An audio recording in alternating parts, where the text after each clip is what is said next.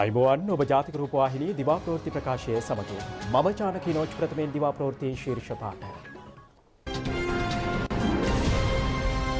නාවික හමුදාවේ කොවිඩ් පොකුර අවසන්. පාස්කු ප්‍රහාරයේ විමර්ශනවලට නොපමාව සහාය ලබා දෙන ලෙස රිෂාඩ් බදුදීන් මහතා දැනුවත් කරන ලෙසට වැඩ බලන පොලිස්පති මැතිවරණ කොමිසමට දන්වයි. වලස්මුල්ලේ නිවසක බොහෝගත කුටියකින් ආයුධ කිහිපයක් සොයාගැනේ. අධික වර්ෂාවෙන් ගාල්ලේ 1500ක් අවතැන්. මැදිරිගිරියට දළඹු ඕදුරක්. කොවිඩ්-19 රෝගයට ගොදුරු වැලිසර නාවික හමුදා කඳවුරේ සියලුම සමාජිකයින් මෙවන විට පූර්ණ සුවය ලබා රෝහල් වලින් පිටව ගොස් තිබෙනවා. ප්‍රතිකාර ලබමින් සිටි අවසන් නිලධාරීන් දෙදෙනාද ඊයේ රාත්‍රියේ රෝහලෙන් පිටව ගියා. කොවිඩ්-19 රෝගය ආශ්‍රිත මෙරට විශාලතම පොකුර ලෙස හඳුනා ගැනුණේ වැලිසර නාවික හමුදා කඳවුරේ පොකුරයි. එහි සිටි වෛරසය ආසාදිත නාවික හමුදා සෙබළෙක් ඉකුත් අප්‍රේල් මාස 22 වන දින මුල්වරට හඳුනා ගනු ලැබුවා. පසුගිය 9 වෙනිදා තෙක් වැලිසර නාවික හමුදා කඳවුරෙන් කොවිඩ්-19 රෝගීන් වාර්තා වූ අතර හඳුනා ගන්නා ලද සමස්ත රෝගීන් සංඛ්‍යාව 906 දෙනෙක්. රෝගීන් වාර්තා වීම හේතුවෙන් වැලිසර නාවික හමුදා කඳවුර සම්පූර්ණයෙන් වසා දැමීමට පියවර ගැනුණා. ඒ වන විට නිවාඩු ලබා ගොස් සිටි සියලු හමුදා සමාජිකයින් කඳවුර වෙත යලි කැඳවීමට පියවර ගනු ලැබුවා. රෝගය පාලනය කිරීමත් සමග වැලිසර හමුදා කඳවුරේ කටයුතු අධීර කීපයක් යටතේ නැවත ආරම්භ කෙරුණා. නාවික හමුදාවේ කොවිඩ්-19 රෝගය වැළඳුණු සියලුම සමාජිකයින් පූර්ණ සුවය ලබා අද වන විට රෝහල් වලින් පිටව ගොස් අවසන්. ඊයේ හඳුනාගත් කොවිඩ්-19 රෝගීන්ගෙන් 5 දෙනෙකු සෞදි අරාබියේ සිට මෙරටට පැමිණි අයයි. අනෙක් රෝගියා කන්දකාඩු පුනරුත්ථාපන මධ්‍යස්ථානයේ රෝගය වැළඳුණු පුද්ගලයෙකුගේ ආශ්‍රිතයෙක්. කන්දකාඩු පුනරුත්ථාපන මධ්‍යස්ථානයේ ආශ්‍රිතව අද වන විට හඳුනාගෙන ඇති කොවිඩ්-19 සමස්ත රෝගීන් සංඛ්‍යාව 561 දෙනෙක්. ඉන් 451 දෙනෙකුම පුනරුත්ථාපනය වන රැඳවියන්. තවත් 68 දෙනෙකු එම මධ්‍යස්ථානයේ කාර්ය මණ්ඩලයට අයත් සමාජිකයන් වන අතර සෙසු 42 දෙනා කන්දකාඩු ප්‍රතිකාර හා පුනරුත්ථාපන මධ්‍යස්ථානයේ ආශ්‍රිතව හඳුනාගෙන රෝගීන්ගේ සමීපතමෙන්. කොවිඩ්-19 රෝගය වැළඳුණු සමස්ත පුද්ගලයන්ගෙන් 2041 දෙනෙකු මේ වන විට පූර්ණ සුවය ලබා සිටිනවා. එය ප්‍රතිශතයක් ලෙස 74.76ක්. 678 දෙනෙකු තවදුරටත් ප්‍රතිකාර ලබමින් සිටිනවා. පාස්කු ඉරිදා ප්‍රහාරය සම්බන්ධ විමර්ශනවලට නොපමාව සහාය ලබා දෙන ලෙස රිෂාඩ් බදුදීන් මහතා දැනුවත් කරන්නයි වැඩ බලන පොලිස්පතිවරයා මැතිවරණ කොමිෂන් සභාව වෙත දැනුම් දී තිබෙනවා. පොලිස්පතිවරයා පෙන්වා දී ඇත්තේ අගෝස්තු 10 වෙනිදා තෙක් සැකකරුවන්ගෙන් ප්‍රකාශ ලබා ගැනීම හා විමර්ශන ප්‍රමාද කිරීම ප්‍රායෝගික නොවන බවයි. එවැනි ප්‍රමාද කිරීමක් සිදු කළහොත් පාස්කු ප්‍රහාර සම්බන්ධ විමර්ශනවලට අදාළව පොලිසිය විසින් රඳවාගෙන ප්‍රශ්න කරනු ලබන සැකකරුවන්ට අසාධාරණයක් සිදු විය හැකි බවද පොලිස්පතිවරයා මැතිවරණ කොමිෂන් සභාව වෙත දැනුම් දී තිබෙනවා. මෙම දැනුම් දීම සිදු කර ඇත්තේ මැතිවරණ කොමිෂන් සභාව පොලිස්පතිවරයා වෙත එවා තිබූ ලිපියකට ප්‍රතිචාර වශයෙන්. එහිදී මැතිවරණ කොමිෂන් සභාව පොලිස්පතිවරයා වෙත දැනුම් දී ඇත්තේ පාස්කු ඉරුදින ප්‍රහාරය ඇතුළු විවිධ විමර්ශන සම්බන්ධයෙන් සැක කෙරෙන ඇතැම් පුද්ගලයන් මැතිවරණ ක්‍රියාදාමයට සම්බන්ධ බැවින් ප්‍රකාශ ලබා ගැනීමේදී ඔවුන්ට යම් අසාධාරණයක් සිදු විය හැකි බවයි. ප්‍රකාශ ලබා ගැනීමට නම් කර ඇති මැතිවරණ අපේක්ෂකයන් මැතිවරණ කොමිෂන් සභාවෙන් කරනු ලැබූ ඉල්ලීමකින් පසු මෙම ඉල්ලීම පොලිස්පතිවරයා වෙත යොමු කර තිබුණා. අපරාධකරුවෙකු අත්අඩංගුවට ගැනීමේ බලය පොලිසිය සතු බව අමාත්‍ය විමල් වීරවංශ මහතා පවසනවා. කොළඹ ඊයේ පැවති ජනහමුවකදී ඔහු ඒ පිළිබඳ අදහස් පළ කළා.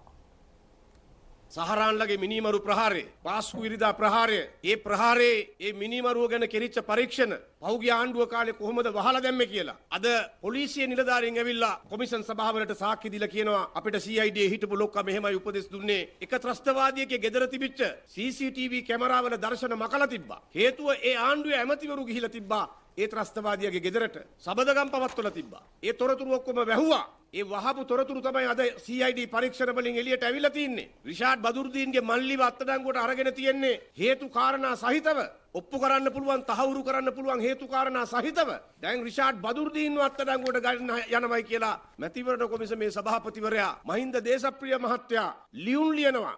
පොලිස්පතිට ලියනවා, CID එකට ලියනවා, හැමතැනටම ලියනවා රිෂාඩ් බදුර්දීන් මැතිවරණයේ අවසන් වනතුරු අත්අඩංගුවට ගැනීමෙන් වළකින්න කියලා. මේ රටේ අත්අඩංගුවට ගන්න ඕනේ කවුද නැත්තේ කවුද කියලා ඕන වෙලාව ඕන විදිය කියලා දෙන්නද මැතිවරණ කොමිසමේ සභාපති ඉන්නේ. අපරාධ නීතිය යටතේ කෙනෙක් වරදක් කරලා තියෙනවා නම් ඒ වරද කරපු කෙනා අපේක්ෂකයෙක් හැටියට හිටියත් නැතත් මේ රටේ පොලිසියට බලය තියෙනවා, අයිතිය තියෙනවා අත්අඩංගුවට අරගෙන නීතිය ක්‍රියාත්මක කරන්න. මේ අතර පාස්කු ප්‍රහාරය සහ බැඳුම් කර වංචාව සම්බන්ධයෙන් චෝදනා එල්ල වී ඇති අය මැතිවරණය අවසන් වන තෙක් අත්අඩංගුවට නොගන්නා ලෙස මැතිවරණ කොමිසමේ සභාපතිවරයා පොලිස්පතිවරයාට කර ඇති නියෝගය අත්හිටුවන ලෙස මහජන යුතුකම් කේන්ද්‍රය ඉල්ලා සිටිනවා. ඒ සම්බන්ධයෙන් ඔවුන් මැතිවරණ කොමිසමට අද ලිපියක් බාර දුන්නා. මේ රට ජනතාව තාමත් අවදියෙන් ඉන්නවා මහ බැංකු බැඳුම් කර වංචාකරුවන්ට අවශ්‍ය දඬුවම් ලැබුණාද කියලා. පාස්කු ප්‍රහාරය සම්බන්ධයෙන් මුළු රටම සමස්ත ලෝක ප්‍රජාවම අවදියෙන් ඉන්නවා මේ සම්බන්ධයෙන් මේ අහිංසක මිනිස්සු වෙන වින්දිතයන් වෙනුවෙන් යම් සාධාරණයක් ඉෂ්ට වෙයි කියලා. ආණ්ඩුවේ ස්ථාවරය තමයි නීතියේ නිසි ක්‍රියාදාමයේ අවශ්‍ය කාලයත් එක්ක ඉටු යුතුයි කියන කාර්යය. ආණ්ඩුව එහෙම හිතද්දී අද අවාසනාවන්තව තුන්වන පාර්ශ්වයක් අද මැදිහත් වෙලා මේ පරීක්ෂණ සහ මේ කටයුතු විමර්ශන තවදුරටත් කල්යාණ තත්ත්වයන් නිර්මාණය කරලා තියෙනවා. ඉතින් අපිට විශාල ගැටලුවක්. මේ සම්බන්ධව අපගේ බලවත් විරෝධය අද මැතිවරණ කොමිසම් සභාව වෙස ඉදිරිපත් කළා. වහාම ක්‍රියාත්මක වෙන පරිදි මැතිවරණ කොමිසම් සභාව පක්ෂ නියෝජිතයන්ගේ නැත්නම් මහ මැතිවරණ අපේක්ෂකයන්ගේ අයිතිවාසිකම් ආරක්ෂා කරනවා වෙනුවට මේ රටේ ජනතාවගේ මූලික අයිතිවාසිකම් ආරක්ෂා කිරීම සඳහා කටයුතු කරන ලෙස ඉතා දැඩිවත් බලවත්වත් අද මැතිවරණ කොමිසම් සභාවේ සභාපතිතුමාගෙන් අපි ඉල්ලා සිටියා. බලයේ රැඳී සිටින විට පුරාවිද්‍යා ස්ථානයක් හෝ නිදන් තැන්පත් කොට ඇති ස්ථානයක් හෝ ඉතිරි නොකළ ඇතැම් පිරිස් අද පුරාවිද්‍යා ස්මාරක සම්බන්ධයෙන් වත්මන් ආණ්ඩුවට මඩ ගැසීමට උත්සාහ දරන බව අග්‍රාමාත්‍ය මහින්ද රාජපක්ෂ මහතා පවසනවා. මොනරාගල බඩල්කුඹුර ප්‍රදේශයේ පැවති ජනහමුව අමතමින් අග්‍රාමාත්‍යවරයා ඒ පිළිබඳ අදහස් පළ කළා.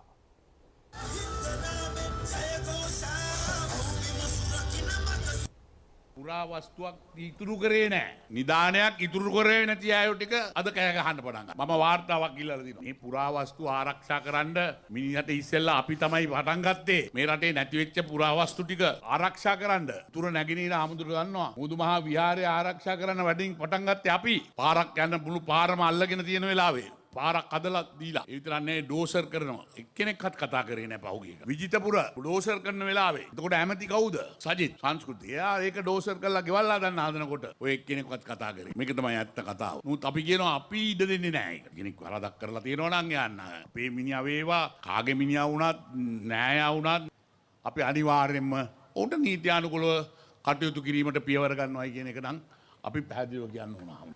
ඒකට පරීක්ෂණයක් කරන්න අපි දීලා දිනවා. වාර්තාවක් ඉල්ලලා තියෙනවා මම. ඒ වාර්තාව ලැබෙනකම් මම බලාගෙන ඉන්නවා. අග්‍රාමාත්‍ය මහින්ද රාජපක්ෂ මහතා බිබිල මැදගම රැස්වීමට පැමිණීමෙන් සිටියේදී පාසල් සිසුවියන් දෙදෙනෙකු ලිපියක් මගින් විශේෂ ඉල්ලීමක් සිදු කළා. අද මම එනකොට දුවගෙන ආවා මිදුලේ ඉඳලා ගෑනු ළමයි දෙන්නේ. එක ළමෙක් ලියුමක් තියාගෙන ආවා. මම දැක්කලා මම ඉක්මනට ගිහුවා නාත්තන්න කියලා. බොහොම නාත්තුවෙන් පස්සේ මට ගෙනල්ලා ලියුම දුන්නා. ඒ ලියුම දෙන්නලා තියන්නේ දැන් සම්පූර්ණ තමන්ගේ විභාගය කරන්නේ ඔන්ලයින් විදියට. ඒකින්ද අපි දෙන්නට කම්පියුටර් දෙකක් ලබා දෙන්න එක. ඉතින් මම ශෂීන්ද්‍ර මහත්තයට කිව්වා මේ දෙක අරගෙන දෙන්න කියලා. ඉතින් එතුමා කිව්වා මම අරන් දෙන්නම් කියලා. කියන්න ඉස්සෙල්ලම කිව්වා. ඒකෙන් මම පෙන්වන්න හැදුවේ මේකයි. අද මේ ගමේ මැදගමින් එනකොට පතරමග හිටපු ළමයි අද තාක්ෂණය ඉගෙනගෙන තියෙනවා. කම්පියුටර් තාක්ෂණය. තුලින් අද ලෝකයා දිහා බලනවා. එම සිසුවියන් දෙදෙනා සඳහා ලැප්ටොප් පරිගණක ප්‍රදානය ඊයේ පෙරවරුවේ සිදු කෙරුණා.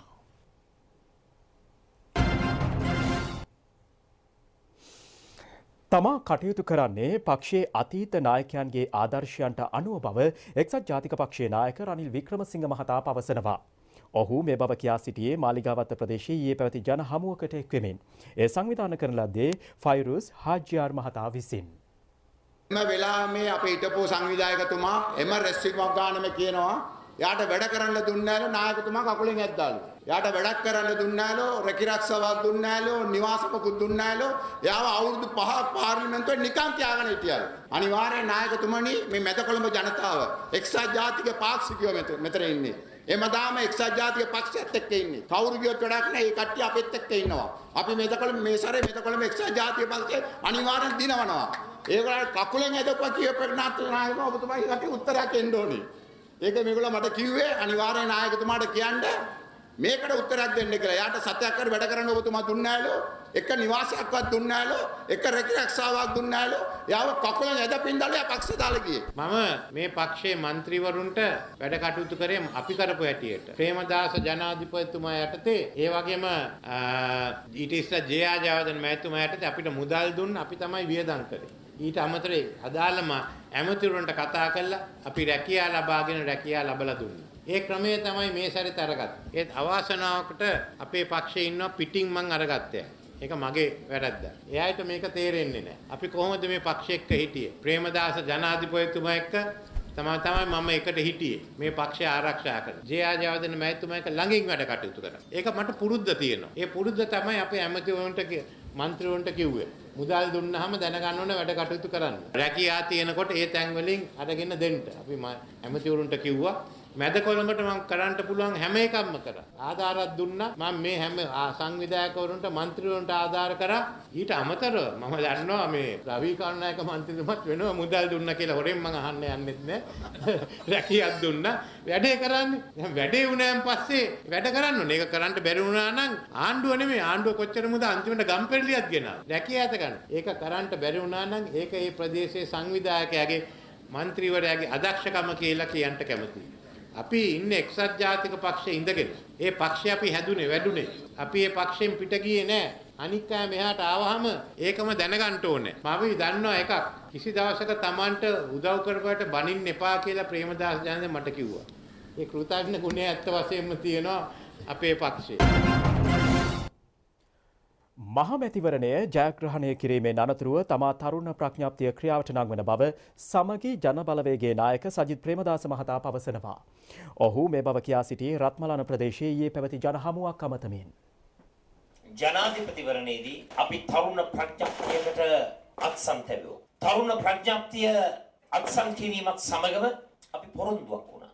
ජනාධිපති මැතිවරණ ජයග්‍රහණයෙන් පසුව අත්සන් කරපු ප්‍රඥාප්තිය රටේ නීතිය බවට පත් කරන්නට කටයුතු කරනවා කියන්නේ. මිත්‍රවරුනි මේ තමයි ඒ ජනාධිපතිවරණයේදී අපි අත්සන් තබපු තරුණ ප්‍රඥාප්තිය. විවිධත්වය සහ සමාජ ඒකාග්‍රතාවය, පෞද්ගලිකත්වය, සාකල්‍ය සංවර්ධනය, තරුණ සහභාගීත්වය, අධ්‍යාපන සහ කුසලතා සංවර්ධනය, දුගී භාවය අඩු කිරීම, සමාජ අඩංගු කිරීම, තිරසර ජීවනෝපාය, තරුණ සේවා නියුක්තිය සහ ව්‍යවසායකත්වය, තරුණ ප්‍රජාවගේ සෞඛ්‍ය, සාමය ගොඩනැගීම, පරිසරය සහ තිරසාරත්වය ආරක්ෂා කිරීම, සංස්කෘතිය, ක්‍රීඩා සහ විනෝද කටයුතු, විශේෂ අවශ්‍යතා සහිත තරුණ කටයුතු වෘත්තීය භාවයට පත් කිරීම, තරුණ ප්‍රජාවගේ නවෝත්පාදනය. මෙන්න මේ කරුණු ගණනාවක් පිළිබඳව අපි තරුණ කටයුතු ප්‍රඥප්තිය සකස් කරා. මේ ප්‍රඥප්තිය අපි තරුණ පරපුරත් සමග එකට එකතු වෙලා අපි එකඟතාවයකට අපි පොරොන්දු වුණා තරුණ පරපුරේ අවශ්‍යතාවයන්, තරුණ පරපුරේ අයිතිවාසිකම් රටේ නීතිය බවට පත් කරනවායි කියලා. අපි තමුන්නාන්සේලාට පොරොන්දු වෙනවා. එළඹෙන මැතිවරණයේදී දුරකථනය ජයග්‍රහණය කරනවා. ඒ අනිවාර්ය ජයග්‍රහණය ලබනකොට අනිවාර්යෙන්ම රත්මලාන මැතිවරණ කොට්ටාසේ තරුණ පරපුරේ වගකීම අපි බාර ගන්නවායි කියන එක මේ අවස්ථාවේ කියන්න කැමතියි. යලිත් ප්‍රවෘත්ති. අධික වැසි හා තද සුළං හේතුවෙන් ප්‍රදේශ කිහිපයක ජන ජීවිතයට බලපෑම් එල්ල වී තිබෙනවා. ගාල්ල ප්‍රදේශයේ 1500ක පමණ පිරිසක් අවතැන්. මේ අතර වවුනියාව ප්‍රදේශයේ ගසක් කඩා වැටීමෙන් වයස අවුරුදු 1 මාරක දැරියක් මිය ගොස් තිබෙනවා. වැසි සමග තද සුළං හමා යාම හේතුවෙන් වවුනියාවේ ප්‍රදේශ කිහිපයක ගස් සහ අතු කඩා වැටීම් සිදු වූ බව අප වාර්තාකරු පවසනවා. වවුනියාව නගරයේ අධ්‍යාපන කාර්යාලයේ ඉදිරිපිට ගසක් කඩා වැටීමෙන් ගමනාගමනයට බාධා සිදු වුණා. යාපනයේ නුවර A9 මාර්ගයේ වවුනියාව නගරයේ ආසන්න ස්ථාන කිහිපයකටද ඊයේ රාත්‍රී තද සුළං බලපෑමෙන් ගස් සහ අතු කඩා වැටී ඇති බව අප වාර්තාකරු සඳහන් කළා. වවුනියාව නෙඩුන්කේනි ප්‍රදේශයේ ගසක් කඩා වැටීමෙන් මාර්ගයේ ගමන් කරමින් සිටි වයස අවුරුදු 1 මාරක දැරියක ජීවිතක්ෂයට පත් වුණා. අප වාර්තාකරු ප්‍රකාශ කළේ ගසේ අත්තකට හසු ඇති දැරිය වවුනියාව මහරෝහල වෙත රැගෙන යමින් සිටින අවස්ථාවේ මරණයට පත්ව ඇති බවයි. අම්බලන්ගොඩ අවට ප්‍රදේශ වෙත බලපෑ අධික වර්ෂාවෙන් කුඹුරු අක්කර 60ක් පමණ ජලයෙන් යට වී තිබෙනවා. ඒ බටපොළ කොබෙයිතුඩුව කහටපිටිය සහ තිලකපුර යන ප්‍රදේශවලයි. මේ අතර ගල්පොත්තාවල මාර්ගයේ ජලයෙන් යටවීම නිසා ගමනාගමනයට බාධා සිදු වුණා. ගාල්ල දිස්ත්‍රික්කයට ඇදහැළුණු අධික වර්ෂාව හේතුවෙන් පවුල් 300ක් පමණ අවතැන්. අප වාර්තාකරු පවසන්නේ 1500ක පමණ පිරිසක් ඒ අතර සිටින බවයි.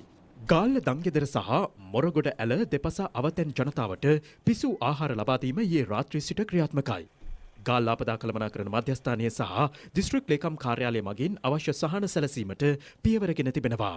කාලගුණ විද්‍යා දෙපාර්තමේන්තුව පවසන්නේ බස්නාහිර, සබරගමුව, මධ්‍යම සහ දකුණු යන පළාත්වල අද දිනේ තැනින් තැන වැසි හෝ කිගුරුම් සහිත වැසි හෝ ඇතිවිය හැකි බවයි.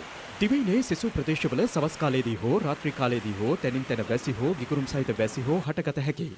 සබරගමුව දකුණු මධ්‍යම සහ ඌව යන පළාත්වල ඇතැම් ස්ථාන වෙත මිලිමීටර 50ට වැඩි තරමක තද වැසි අපේක්ෂා කෙරෙනවා. ගිගුරුම් සහිත වැසි ඇතිවන විට අකුණු සහ තාවකාලික තද සුළං මගින් විය හැකි අනතුරු අවම කර ගැනීමට අවශ්‍ය පියවර ගන්නා ලෙස කාලගුණ විද්‍යා දෙපාර්තමේන්තුව ජනතාවට දැනුම් දෙනවා. දිවෙන වටාවන මුහුදු ප්‍රදේශ විටින් විට තරමක් රළු ස්වභාවයක් ගත හැකියි. ඒ ගැන අවධානයෙන් පසුවන ලෙස දීවර සහ නාවික ප්‍රජාවගෙන් ඉල්ලීමක් කෙරෙනවා. මහා මැතිවරණයට තවත් ඇත්තේ දින 15ක් පමණයි. දිනෙන් දින උණුසුම් වන මැතිවරණ වේදිකාවේ අපේක්ෂකයින් පළ කළ අදහස් කිහිපයක් මේ.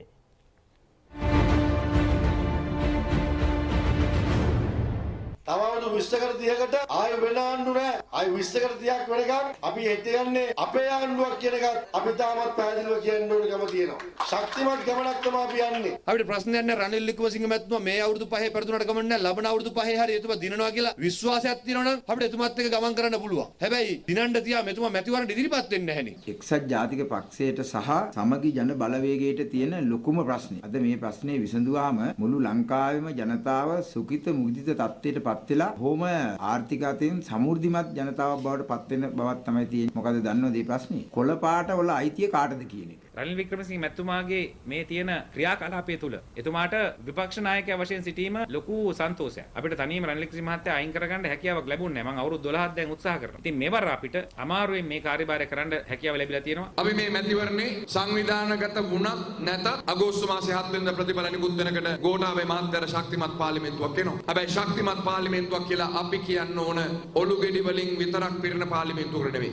ඔබ තීන්දුව කරන්න වෙන මොනවත් නෙවෙයි.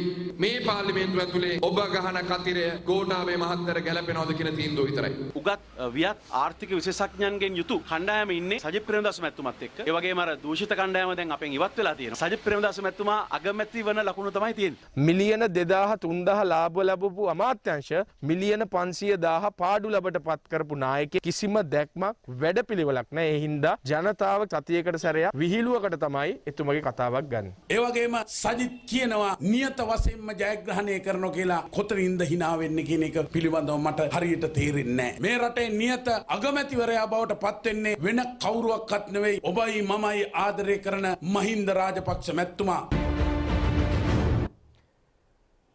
මහනුවර ඇසල මංගල්‍යයේ කප් සිටුවීම අද අලුයම සිදු කෙරුණා. පෙරහැර මංගල්‍යයට පෙර සිව් මහා දේවාලයන්හි කප් සිටුවීම සම්ප්‍රදායක්. කප් සිටුවීමේ නැකත යෙදී තිබුණේ අලුයම 2:26යි. විෂ්ණු දේවාලය කේන්ද්‍ර කරගනිමින් මෙම චාරිත්‍රය ඉටු කෙරෙනවා. එම දේවාලයේ පැවති කප් සිටුවීමේ අවස්ථාවට ශ්‍රී දළදා මාලිගාවේ දියවඩන නිලමේ ප්‍රදීප් නිලංග දෑල මහතාද එක්ව සිටියා. කප් සිටුවීමෙන් අනතුරුව අද සිට සිව් මහා දේවාලයන්හි අභ්‍යන්තර පෙරහැර ආරම්භ වනවා. එය ලබන 24 වෙනිදා අවසන් වන අතර 25 වන දින සිට දළදා මාලිගාවේ පෙරහැර ආරම්භ කිරීමට නියමිතයි.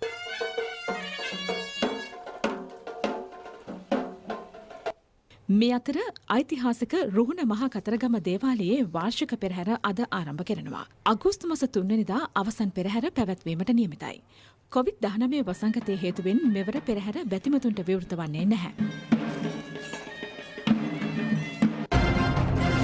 ඒ සමගින් ජාතික රූපවාහිනී දිවා ප්‍රවෘත්ති ප්‍රකාශය නිමාවට පත් වෙනවා. අයිබෝවන්